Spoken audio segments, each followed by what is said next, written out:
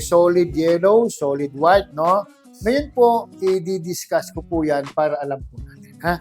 Kahit na yellow to, kahit na puti yan, basta solid na dalawang linya sa gitna, bawal po ang mag-overtake kabilaan. Itong single, ganyan din siya. Bawal din mag-overtake kabilaan. Ang pinagkaiba niyan, limbawa, ito, merong kanto dito. Yan. Gas station yan. Hindi ka pwedeng mag-cross dito. Crossing movement is prohibited. Pero pagdating dito, pwede kang mag-cross. Okay? Clear po ba? Bawal mag-overtake kabilaan. No crossing. Bawal din mag-cross. Pero dito, bawal mag-overtake. Crossing movement is allowed. Dito naman tayo sa solid broken. Pagdating sa solid side, hindi ka pwedeng mag-overtake. Pero pagdating sa broken side, pwede kang mag-overtake. Kahit pwede, baka mamaya pwedeng mag-overtake.